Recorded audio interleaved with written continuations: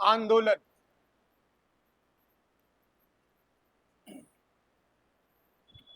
1905 से 1908, हेडिंग डालिए 1905 से 1908। देखिए स्वदेशी आंदोलन क्या है? स्वदेशी आंदोलन समझिए पहले, फिर लिखेंगे। पहले समझेंगे फिर लिखेंगे, छोटा छोटा समझेंगे, छोटा छोटा पोर्शन लिखते जाएंगे और स्वदेशी आंदोलन समाप्त करेंगे। देखिए नाम में ही छुपा है स्वदेशी, मतलब देसी चीज होगी, विदेशी होता तो विदेशी वाली चीज होती। देखिए हमारे जो क्रांतिकारी थे, मैंने आपको उदारवादी आंदोलन पढ़ाया, फिर उसके बाद क्रांतिकारी आंदोलन पढ़ाया, और क्रांतिकारी आंदोलन की शुरुआत ही होती है 1905 से, और 1905 की घटना ने इस क्रांतिकारी आंदोलन को शुरू करने में एक बहुत ही बड़ी महत्वपूर्ण भूमिका निभाई। इसी दौरान जब बंगाल का विभाजन हुआ तो जो कलकत्ता का टाउन हॉल है, बताया था, कलकत्ता के जो टाउन हॉल में एक मीटिंग की गई, और मीटिंग के बाद क्या किया गया? डिसीजन लिया गया कि हम इस बंगाल के विभाजन का विरोध करेंगे, और विरोध करने के साथ साथ क्या करेंगे? हम जो विदेशी वस्तुएं होंगी, विदेशी संस्थाएं होंगी, विदेशी अन्य साहित्य होंगे, फैक्ट्री होंगी, हम हर चीज का बहिष्कार करेंगे। यदि हम बहिष्कार करेंगे तो उसका कुछ ना कुछ अल्टरनेट होना चाहिए। मान के चलिए, उदाहरण के लिए आपने कहा कि यार चाइना से हमारी लड़ाई हो गई, बढ़िया युद्ध हो गया, आपने कहा कि आज से हम चाइना का सामान नहीं लेंगे, चाइना के हम कपड़े नहीं पहनेंगे। आपने मालूम चला कि आपने जैसे ही चाइना के कपड़े उतारने शुरू किए, अपने घर से निकालना शुरू किया, तो आपको मालूम चला कि आपके पूरे घर के ही कपड़े चाइना से बने थे, चाइना वाली कंपनी के थे। तो मालूम चले कि आपके पास पहनने के लिए कपड़े ही नहीं बचे फिर। अब जब कपड़े नहीं होंगे तो आपके लिए कुछ ना कुछ अल्टरनेट चाहिए ना, कि किसी न किसी कंपनी के आपके पास कपड़े हों। तो यदि हम विदेशी वस्तुओं का बहिष्कार करेंगे तो हमें स्वदेशी वस्तु भी तो चाहिए। यदि वो नहीं होंगी तो फिर हम क्या करेंगे? ऐसे बिना कपड़ों के ऐसे घूमेंगे तौलिया लपेटे। हम यदि विदेशी साहित्य को बंद कर देंगे तो जो एजुकेशन फील्ड में है तो उसके लिए हमें कुछ अल्टरनेट चाहिए। यदि हम बाहरी कंपनी बंद कर देंगे तो हमें कोई ना कोई देसी कंपनी चाहिए, ताकि रोजगार मिलता रहे, उद्योग डेवलप रहे, व्यापार हमारा होता रहे। कहने का तात्पर्य यह है कि यदि हम विदेशी वस्तुओं का बहिष्कार करेंगे, विदेशी सामान का बहिष्कार करेंगे, हमें क्या चाहिए? कुछ ना कुछ देसी वस्तु चाहिए, देसी साहित्य चाहिए, देसी कला चाहिए, ताकि उसका अल्टरनेट तैयार रहे, रिप्लेसमेंट रेडी रहे। इसलिए इस विभाजनकारी नीति के दौरान हमने स्वदेशी आंदोलन की बात की, और हमने स्वदेशी में सारी का कहा कि सारी की सारी हम देसी वस्तुओं का प्रयोग करेंगे, चाहे वो शिक्षा के क्षेत्र में हो। हमने कहा कि जितनी भी शिक्षा के क्षेत्र में हमारी संस्थान है, विदेशी संस्थान है, उस पर हमारे बच्चे पढ़ेंगे नहीं। हमारे बच्चे पढ़ेंगे बढ़िया संस्कृत कॉलेज में, हमारे बच्चे पढ़ेंगे मस्त कलकत्ता मदरसा कॉलेज में, ऐसे ऐसे कॉलेज जो भारतीयों द्वारा स्थापित किए गए, जिसमें भारतीय अध्यापक रहते हो, जिसके प्रिंसिपल भारतीय हो। तो क्या हो जाएगा? वो स्वदेशी शिक्षा को बढ़ावा देने के लिए काम करेगा। इसी तरह बहुत सारे साहित्य जिसमें हमारे प्रमुख रविन्द्रनाथ टैगोर का नाम आता है, इसी तरह बंकिम चंद्र चटर्जी का नाम आता है जिन्होंने आनंद मठ लिखी थी। इसी तरह स्वदेश गीतम जिसे सुब्रमण्यम ने लिखा था वो भी आता है। कहने का मतलब ये है कि देसी साहित्य, देसी सॉन्ग, देसी म्यूजिक को हम बढ़ावा देंगे। इसी तरह हम राजनीति के क्षेत्र में भी हम आगे बढ़ेंगे, और राजनीति में हम क्या करेंगे? जो हमारी स्वदेशी संस्थाएं हैं उनको हम ज्यादा से ज्यादा प्रमोट करें। इसी समय कांग्रेस का अधिवेशन होता है 1906 में, जिसकी अध्यक्षता दादा भाई नौरोजी स्वयं करते हैं, और उसमें 4 प्रस्ताव पारित किए जाते हैं। पेपर में बहुत बार पूछा जाता है कि 1906 में दादा भाई नौरोजी की अध्यक्षता में चार प्रस्ताव में कौन सा शामिल नहीं था। तो इसको अच्छे से रटना होता है कि चार कौन कौन थे। पहला कौन सा होता है कि हम बंगाल के विभाजन का समर्थन नहीं करेंगे या बहिष्कार करेंगे। दूसरा क्या होगा कि हम स्वदेशी आंदोलन का समर्थन करेंगे। तीसरा था कि हम राष्ट्रीय शिक्षा को कैसे बढ़ावा दें। और एक चौथा पॉइंट था इसी में, हम कैसे स्वराज की धारणा को बढ़ावा दें। स्वराज का मतलब है स्वयं के द्वारा स्वयं पर किया गया शासन। स्व का मतलब होता है स्वयं, सेल्फ होता है। इंग्लिश में से सेल्फ सेल्फ गवर्न बोलते हैं। सेल्फ का मतलब होता है स्वयं, गवर्न का मतलब होता है शासन।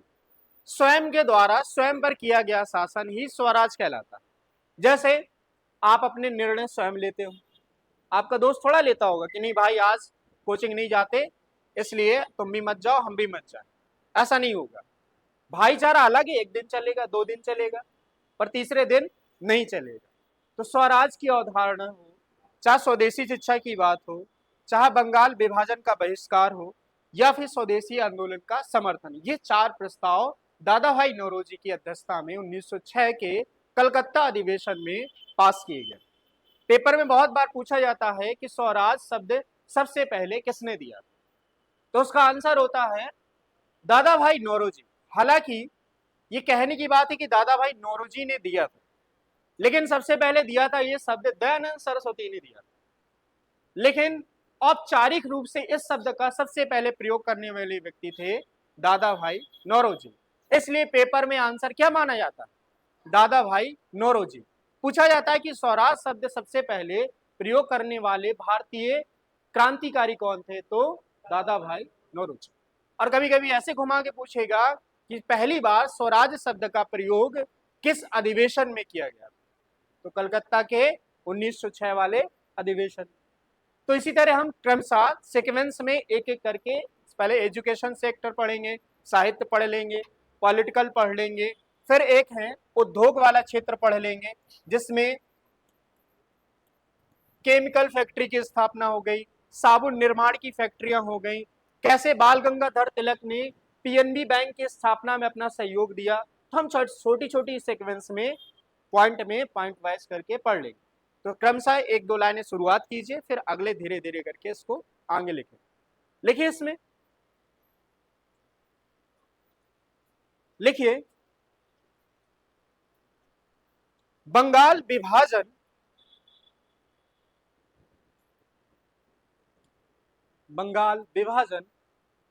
की घटना,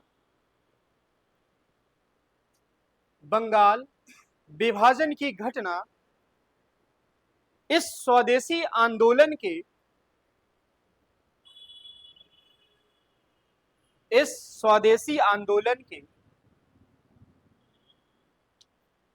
प्रारंभ करने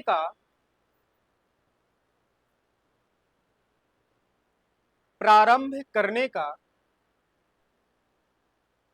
तत्कालिक कारण बनी, तत्कालिक कारण बनी,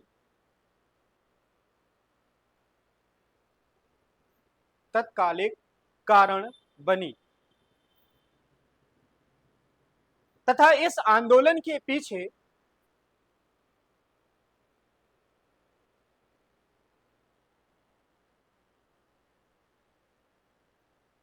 कई अन्य कारण थे, कई अन्य कारण थे। जैसे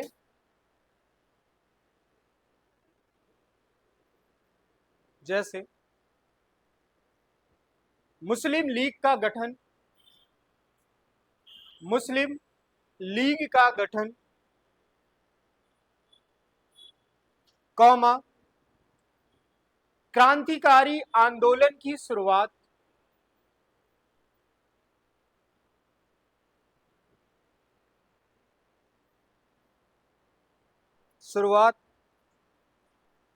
अकाल, कौमा बेरोजगारी जैसी समस्याएं, अकाल, कौमा बेरोजगारी जैसी समस्याएं,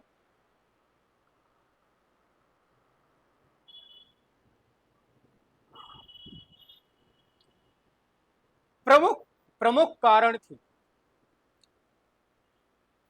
प्रमुख कारण थे।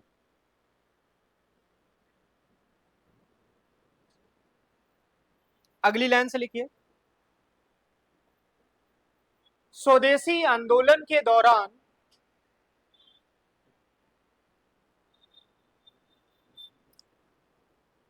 विदेशी वस्तुओं का बहिष्कार किया गया।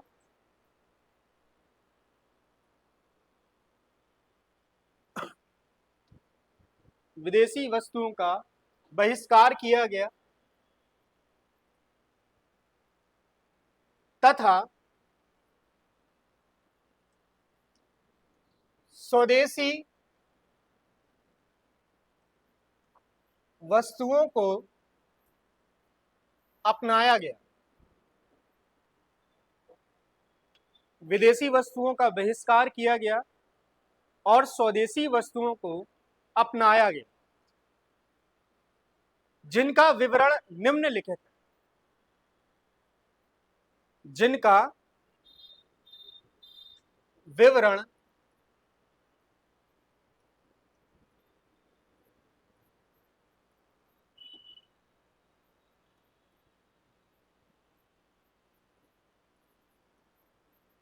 निम्नलिखित।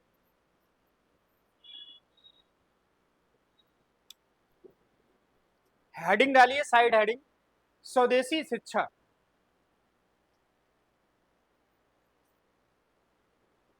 स्वदेशी शिक्षा।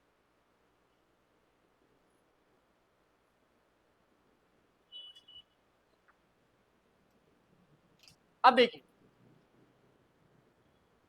स्वदेशी शिक्षा के तहत हमने क्या क्या प्रयास किए।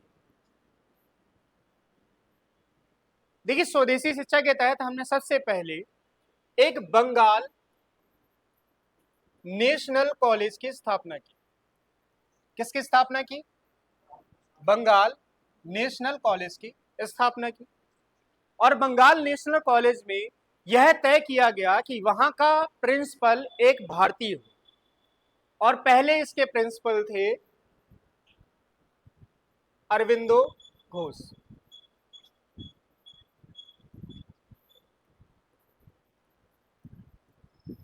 कभी कभी पेपर में पूछा करते हैं कि बंगाल नेशनल कॉलेज के पहले प्रधानाचार्य कौन थे, तो उनका नाम क्या था?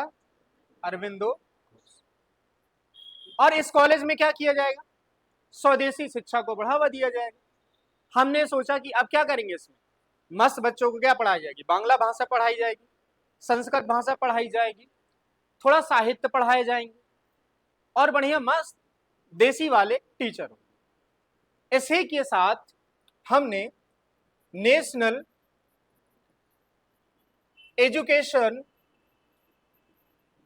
काउंसिल की स्थापना की। क्या स्थापना की? नेशनल एजुकेशन काउंसिल, जिसे सदगुरु बनर्जी ने स्थापित किया था 1906 में। कब स्थापित किया गया था इसे? 1906 में, सदगुरु दास बनर्जी।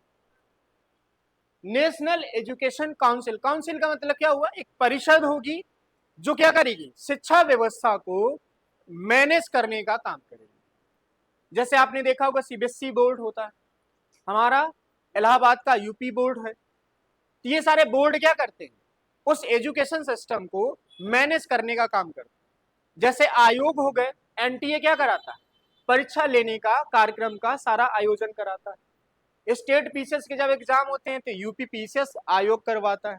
इसी तरह जब आपके नए टीचर वाले एग्जाम होंगे तो हमने एक, उत्तर प्रदेश सरकार ने एक नया आयोग का गठन शिक्षा आयोग के नाम से शुरू कर दिया है। तो सारा मैनेज उसके कंट्रोल में। इसी तरह जो नेशनल एजुकेशन काउंसिल है वो सारी राष्ट्रीय शिक्षा व्यवस्था को देख रेख का काम यही संस्था करती थी। इसके बाद एक सोसाइटी की स्थापना की गई थी जिसका नाम था डॉन सोसाइटी। डाउन है तो ये डाउन इंग्लिश में डॉन पढ़ेंगे। डॉन सोसाइटी, जिसकी स्थापना की गई थी सतीश चंद्र द्वारा। सतीश चंद्र द्वारा। और एक व्यक्ति और हैं जिनका नाम था योगेंद्र। इन्होंने क्या किया था? जो भारतीय बच्चे थे उनको प्रशिक्षण देने के लिए जापान भेजा करते थे, और जापान में उन्हें स्कॉलरशिप दिया करते थे ताकि वो रहें, आराम से एजुकेशन ले, आराम से भारत आए, फिर वो सारा प्रशिक्षण वाला ज्ञान भारतीयों को दे। तो 2-3 लाइनें हैं इसमें लिखेंगे, शिक्षा वाले पॉइंट लिखिए, इसमें पॉइंट में ही लिखिएगा। लिखिए पहला पॉइंट, बंगाल नेशनल कॉलेज की स्थापना बंगाल नेशनल कॉलेज की स्थापना इसी दौरान की गई, इसी दौरान की गई,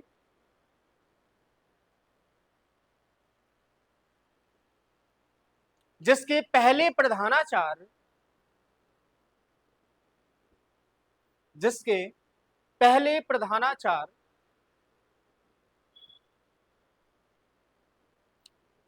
अरविंदो घोष थे।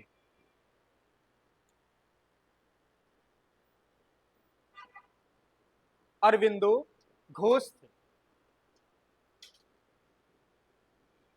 दूसरा पॉइंट,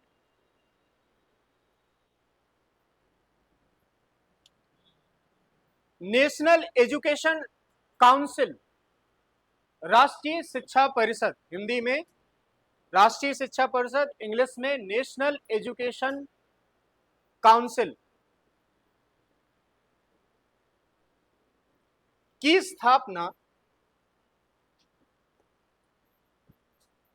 सदगुरु दास बनर्जी, सदगुरु दास बनर्जी ने 1906 में की थी। 1906 में की थी, जिसका प्रमुख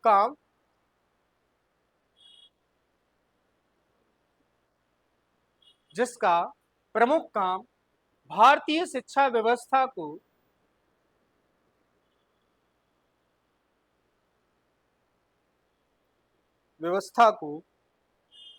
देखरेख करना था, देखरेख करना था, भारतीय शिक्षा व्यवस्था को देखरेख करना था। अगला पॉइंट, डॉन सोसाइटी का गठन, डॉन सोसाइटी का गठन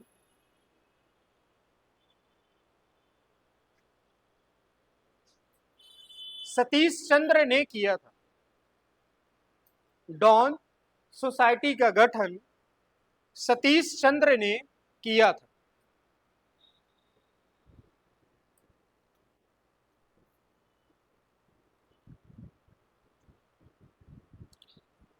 अगला पॉइंट,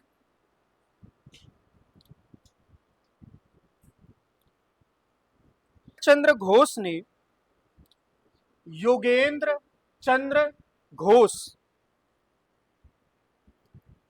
ने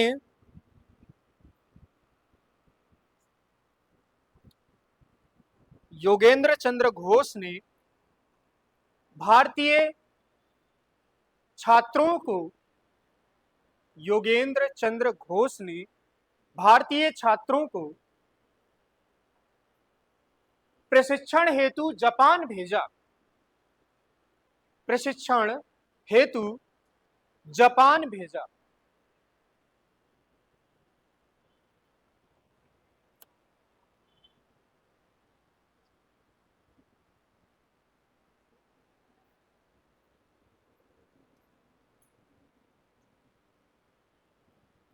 अगली साइड हेडिंग डालिए,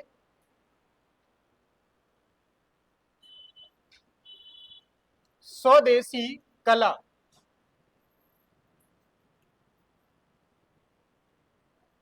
व साहित्य, स्वदेशी कला व साहित्य, बी पॉइंट। हाँ, स्थापना वही 1906 के आस पूछेगा। नेशनल एजुकेशन काउंसिल ज्यादा पूछा कर, उसका डिटेल में, बाकी कब। हेडिंग डालिए, बी पॉइंट, स्वदेशी कला व साहित्य। अब जैसे इसमें सारा सारा आपने देखा होगा कि सारे के सारे भारतीय थे, चाहे वो सोसाइटी की स्थापना हो, चाहे वो काउंसिल की स्थापना हो, चाहे कॉलेज की स्थापना हो, चाहे किसी को बाहर भेजना हो, सारे कौन थे? भारतीय थे। अब इस स्वदेशी कला का मतलब क्या हुआ? कलाकारी, आर्ट बनाना, म्यूजिक संगीत बनाना। साहित्य का मतलब क्या हुआ? पुस्तक लिखना। तो आपने सुना होगा जो हमारा राष्ट्रीय गान जनगण मन है, किसने लिखा है इसे? रविन्द्रनाथ टैगोर। और जो हमारा वंदे मातरम गीत है वो किसने लिखा है? बंकिम चंद्र चटर्जी। इसी तरह आमार सोनार बांग्ला, बांग्लादेश का जो राष्ट्रीय गान है उसे किसने लिखा है? ये तुम्हारा भाई कह रहा बंकिम चंद्र चटर्जी। ही भारत का राष्ट्रीय गान लिखा और बांग्लादेश का राष्ट्रीय गान लिखा। और जो राष्ट्रीय गान लिखे गए थे वो इसी दौरान लिखे गए। हालांकि मैंने आपको पढ़ा रखा होगा कि इसका राष्ट्रीय गान पहली बार कलकत्ता अधिवेशन में पहले गाया गया, ठीक है। लेकिन जो राष्ट्रीय गान हमारा जो प्रचलित हुआ, राष्ट्रीय गान जो लोगों के रगों तक फैला, राष्ट्रीय गीत जो लोगों के अंदर समाहित हो गया, एक क्रांतिकारी गीत बन गया, वो इसी दौरान। इसलिए कभी कभी इस स्वदेशी आंदोलन को वंदे मातरम आंदोलन भी कह देते, क्योंकि वंदे मातरम वाला जो राष्ट्रीय गीत है वो हर व्यक्ति उसे क्रांतिकारी विचारधारा मानता है। यदि आप पूरा वंदे मातरम अच्छे से सुने तो आपको पता चलेगा कि उसके अंदर के बोल क्या, उसमें एक भारत माता को संबोधित करते हुए वो चीज लिखा गया।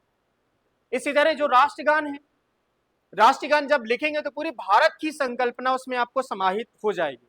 उसमें चाहे सिंध हो, चाहे गुजरात हो, चाहे मराठा हो, चाहे नदियों के नाम हो, हर चीज पूरे जो भारतीय उपमहाद्वीप था पाकिस्तान बनने से पहले, उसमें सारी बात, सारी की बात उसमें संबोधित करके कही गई।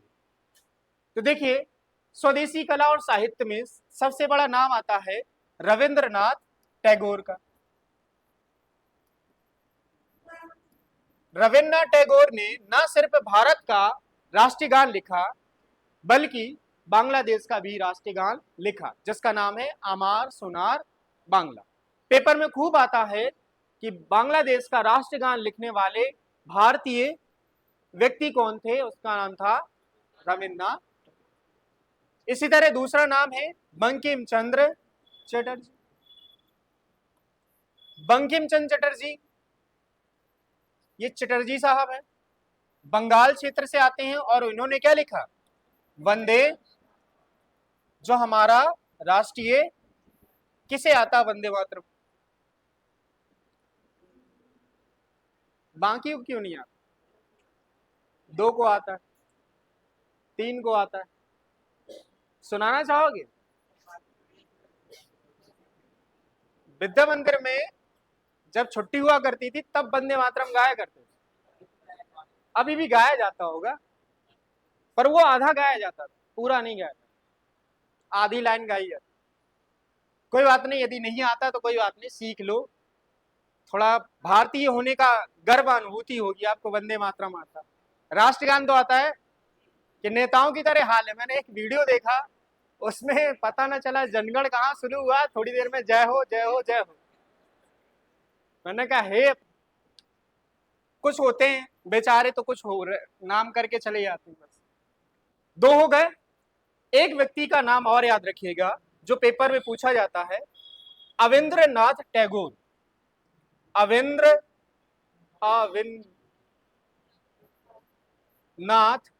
टैगोर। अविंद्रनाथ टैगोर के बारे में 2 चीजें आप याद रखिए कि ठीक है, कहे भावुक हो रहे हो। अच्छा, ऊपर वही बंगाल से ऊपर से आत्मा त्राही त्राही बोलेंगे, बहु मारेंगे तुम्हें, मास्क बना। पेपर में आता खूब, पूछा करते हैं कि भारत माता का चित्र बनाने वाला व्यक्ति कौन है, तो अविंद्रनाथ टैगोर। इन्होंने एक नव्य कला आंदोलन चलाया था। नव्य कला आंदोलन कुछ नहीं था, पेंटिंग से रिलेटेड एक आंदोलन, मतलब पेंटिंग वुंटिंग बनाने से रिलेटेड एक आंदोलन। तो ये 3-4 लाइनें लिखनी है, बस बात खत्म करें। चलिए लिखिए इसमें,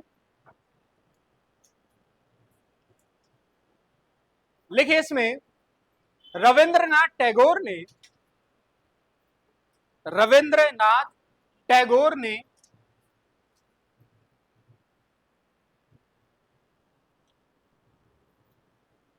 भारत का राष्ट्रगान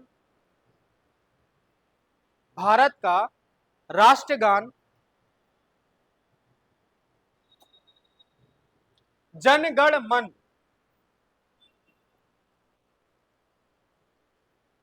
और बांग्लादेश का राष्ट्रगान अमार सोनार बांग्ला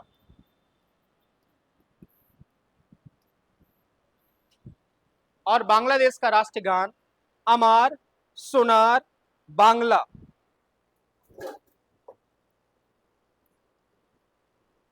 लिखा था।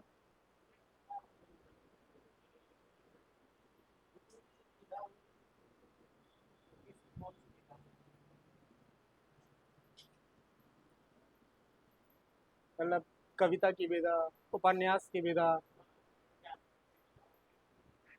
उन्होंने बीच में एक साहित्य लिखा, उसी साहित्य की बीच की लाइनें हैं।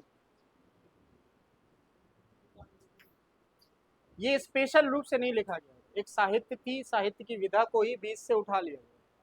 हालांकि ये लॉर्ड हार्डिंग को संबोधित करने के लिए बनाया गया, तो वो अलग बात है। बंगाल भाषा में लिखी है, लिखिए अमार सोनार बांग्ला। तथा बंकिम चंद्र चटर्जी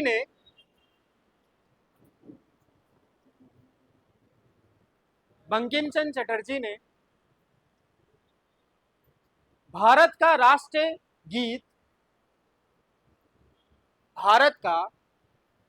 गीत वंदे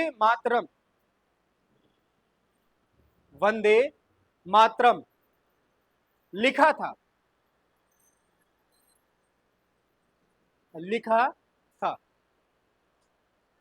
चूंकि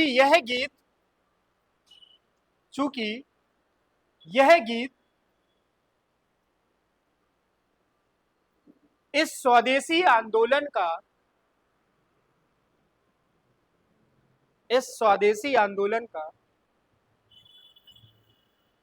महत्वपूर्ण भाग था,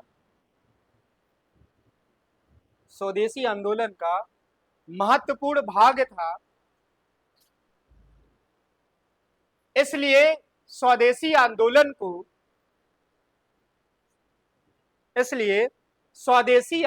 को वंदे मातरम आंदोलन भी कहते हैं। इसलिए स्वदेशी आंदोलन को वंदे मातरम आंदोलन भी कहते हैं। और ये पिछले साल पिट के एग्जाम में यही वाला क्वेश्चन आया था।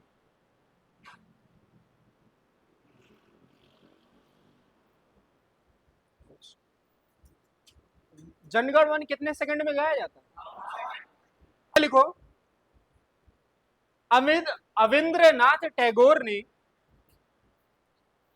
उसी में अगला पॉइंट, अविंद्रनाथ टैगोर ने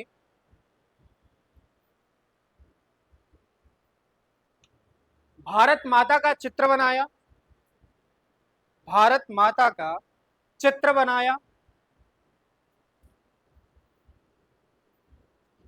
और नव्य कला आंदोलन की शुरुआत की।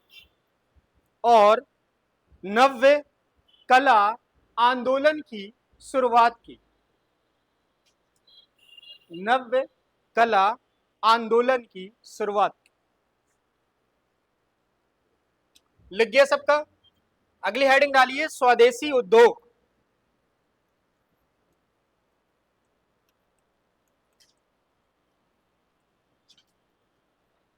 स्वदेशी उद्योग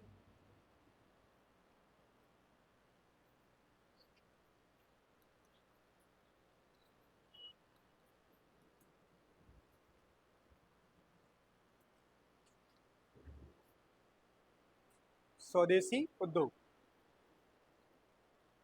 अब देखिए, अब यदि हम विदेशी उद्योगों का, विदेशी सामानों का बहिष्कार करेंगे तो अब हमें क्या चाहिए? उसका अल्टरनेट चाहिए, कुछ ना कुछ चाहिए। जैसे आप कुछ लोग डाइटिंग करने लगते हैं, डाइटिंग के नाम पर फास्ट फूड बंद कर देंगे, ठीक है। लेकिन यदि आप फास्ट फूड बंद कर देंगे या कुछ खाना बंद कर देंगे, लेकिन उसका आप कुछ ना कुछ अल्टरनेट तो रखेंगे ना, ताकि पूरी बॉडी को पूरा विटामिन मिल जाए, कैलोरी मिल जाए, तो उसके अलावा आप कुछ ना कुछ अदर चीजें एक्स्ट्रा लेने लगते हैं। इसी तरह उद्योग जब बंद हो जाएंगे, तो अब उद्योगों को बढ़ावा देने के लिए अब क्या किया जाएगा, जो स्वदेशी व्यक्ति होंगे, भारतीय व्यक्ति होंगे, अब वो क्या करेंगे, नए नए उद्योग स्थापित करेंगे, जिसमें से एक व्यक्ति का नाम याद रखिएगा, प्रफुल्ल चंद्र रॉय। क्या नाम था? प्रफुल्ल चंद्र रॉय। इन्होंने क्या किया, एक केमिकल फैक्ट्री की स्थापना की, केमिकल फैक्ट्री की स्थापना की। और ये केमिकल फैक्ट्री क्या करती थी, बढ़िया आराम से साबुन बनाती थी, तेल बनाती थी और अन्य प्रकार की वस्तुएं ये बनाती थी। क्योंकि आपको मालूम होगा कि भारत में पहले लोग साबुन नहीं लगाते थे ज्यादा, बढ़िया मस्त मिट्टी का यूज करते थे या फिर कुछ नहीं यूज करते, आराम से नहा लेते थे जैसा भी मिलता था। आजकल ये लोग तरह तरह का फ्लेवर लगाते हैं, नीम की जो होती है, मतलब ऐसा स्थापना की जो साबुन तेल जैसी वस्तुएं बनाती थी। और इसमें एक व्यक्ति और शामिल थे जिनका नाम था बाल गंगाधर तिलक साहब, और इन दोनों ने मिलकर इस उद्योग को बढ़ावा दिया। इसी दौरान क्या किया गया, छोटे छोटे और कुटीर उद्योगों की स्थापना की गई, अचार बनाना, थोड़ा सूती वस्त्र उद्योग बना देना, चरखा वरखा चलाना सीख देना, तो ये सारे काम, छोटे छोटे काम इसमें किए गए। तो इसमें लिखिए, एक ही लाइन लिखिए, एक दो लाइन इसमें लिखिए, प्रफुल्ल चंद्र रॉय ने, प्रफुल्ल चंद्र रॉय ने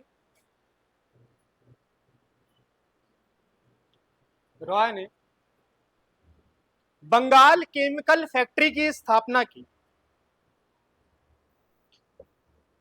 बंगाल केमिकल फैक्ट्री की स्थापना की।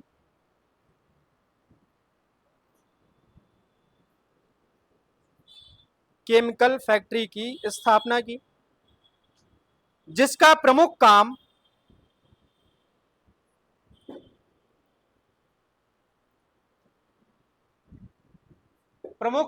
साबुन तेल बनाना था, जिसका प्रमुख काम साबुन तेल बनाना था।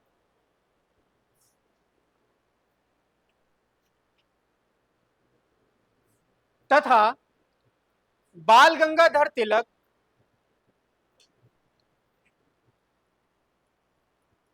और केटी तेलंग, बाल गंगाधर तिलक और केटी तेलंग ने भी